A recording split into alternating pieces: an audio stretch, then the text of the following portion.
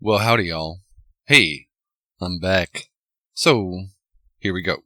Once upon a time, I was at a coffee shop, as I am wont to do, and I was on their patio smoking a cigarette, again, as I am wont to do. The patio was fairly full, and there was only one chair available for others to sit in. The chair was across from me, at my table.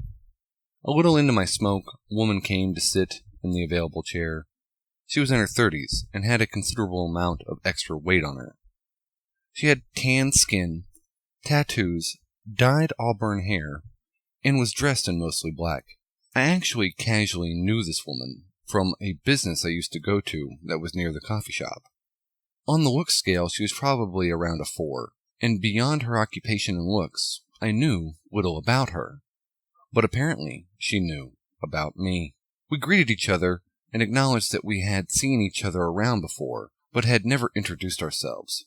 We then gave each other introductions. She started to smoke as well with me, and I forget how the conversation started, but it got kind of personal fairly quickly. I sensed a sort of weird agenda on her part, but I was in a good mood, so I let her pry into my personal life a little. In exchange for some of my personal information, I started to ask her some questions. I forget what the actual wording and structure of my inquiries were, but since I felt like maybe she might be interested in me in a sexual way, and I wanted to have some fun with her, not in a sexual way, I asked her if she had any children, and she said, yes, a son. I said, oh, that's too bad. Must be kind of hard to find a date. She responded with, not really, but it doesn't matter.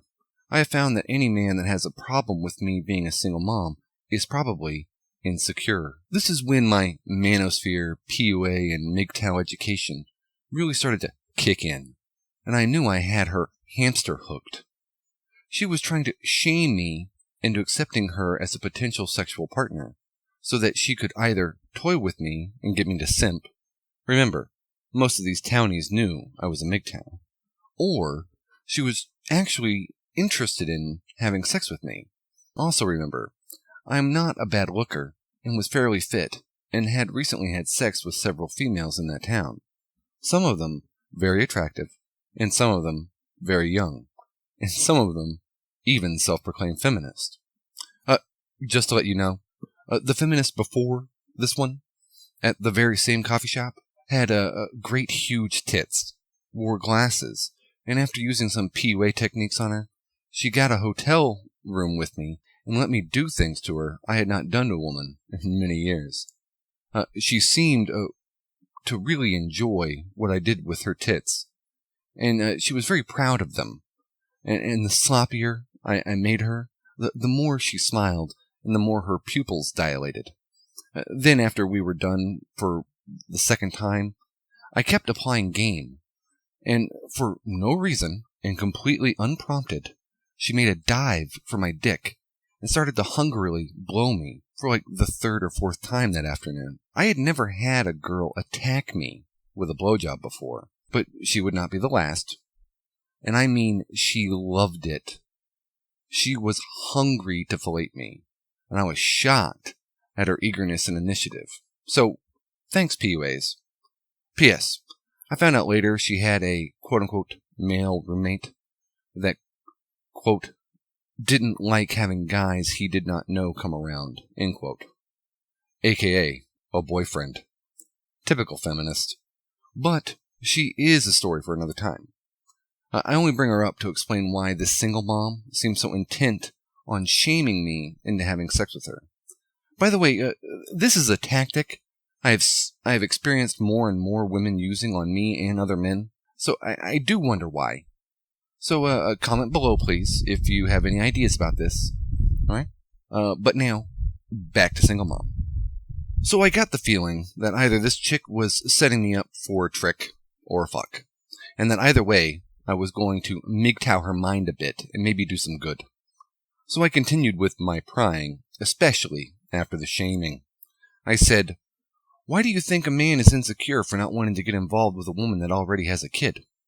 And she said, well, why would he not want to get involved with a woman with a child? It could only be because he is insecure with himself and wants the woman's complete attention without being concerned with the child taking that away. I was thinking she is projecting at this point, but she seemed reasonable, so I pressed forward with some male reason. I said to her, well, a person is supposed to look out for number one, themselves, above all else, correct? Because you can't care for another if you can't care for yourself, right? She responded with, yes. Then I said, any woman would then put her children at the number 2 position, right? She again said yes. I followed up with, I imagine that the child's father is still around somehow and is involved with his son's life, right? She responded with, oh yes, in fact he lives on the same property as me and my son. Not our son, but her son. It's important to note. This is when huge alarm bells started going off, especially after the big-breasted feminist woman with glasses and her male roommate. Garbage. So I said, wait, you live with your ex? And she said, well, not really. We live on the same property. My son and I stay in a house close to his on the same lot.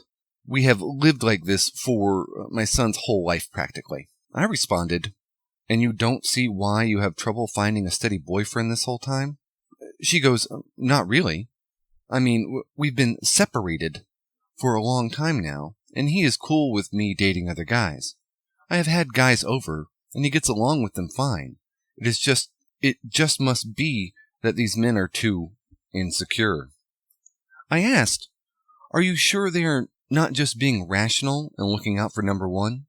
I mean, if I was one of those guys, and I found out that not only did you already have a child, but that you effectively still lived with and off your kid's father, I would think something weird was going on, and I would not want to get involved with you either. This is when I committed to the not getting laid angle of this interaction. And she reacted by saying, yes, exactly, too insecure to deal with having another man around. And I said, yes, of course. Another man that not only lives just yards away from you, but one that you see every day, and one that we know you are willing to have sex with because you already have a child with him. I practically shouted this last part because she started to seem dangerously delusional or stupid. She then gave me a look that seemed to indicate that she was finally starting to get Min's perspective. A little too late, I regret to say. So I decided to try and walk her through the understanding. I said, look, you come first. You are number one. Then comes your son. Evolutionarily speaking, he is the most important thing to you after yourself. But then third comes your son's father. You agree that it is important for a son to have contact with his father, correct? And she said, yes. I went in for the MGTOW mind kill by saying, and because your son is so important to you, and his father is so important to your son's well-being, and you still effectively live with your ex-husband, we can place your ex-husband in the third place position in your life. Correct? Now, trap set, gentlemen. And so she said, without any reservation, yes. So I finally stabbed her in the mind by saying the following. So you honestly think that a man would sign up for a third place position in your life with a man you have already proven willingness to have sex with living just yards away? You honestly think that it is insecurity and not rational self-interest that is causing these men to not show any serious interest in you? What man in his right mind would voluntarily sign up to be fourth in line for your affections or attention? I mean, you are first, so you get the gold medal. Your son is second, so he gets the silver medal. And your ex-husband is third, so he gets a bronze medal. In what world would a man, or any person for that matter, sign up to not even get a medal from you? Especially with baby daddy drama literally just a few yards away every day. This is when a look came on her face that evolved. It went from a slight smile, as if to hide any hurt, to a stare off into the distance, looking slightly up. Then her eyes sank, followed by her head. She looked like, well, like a thought had just hit her. I think it was the any person part of my statement and the metal analogy that did it. And she realized that what I was saying was right, and not based in insecurity, but simple and basic rationality. Sadly, she realized that she was not using her ex-husband like she thought, but that she had trapped herself on his land, which he was more than glad to allow, because it meant he had ready access to his son, and a live-in babysitter effectively, if but a slightly whorish babysitter. She didn't say anything more after that. She only nodded her head in agreement and understanding. That smile she had on her face when she first sat down was gone, and had moved to my face. My second smoke was finished, and I was done with my coffee. So I got up and said to her, "Well, nice to see you again. I hope you understand a little more about men now. Most of us are not insecure. We just want to be somewhere on the medal stand if we are going to commit to a woman. We totally understand that your children come before us, and ideally they would be our children. But if we don't even get a bronze medal in return for ourselves, and just get some sex instead, then why would we just not get the sex?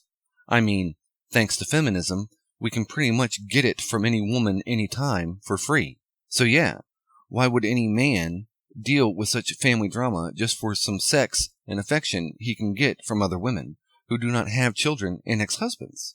Yeah, I don't think we are insecure. I just think we are looking out for number one. Looking out for ourselves. So there you go, guys. There's my return tale. Hope you guys enjoyed, and please comment below about the question I asked. Yeah, why are women trying to shame us into sex with them? It's really weird. It's really weird. Alright. Well, you guys have a nice day. And always remember to go your own way. Yours truly, M.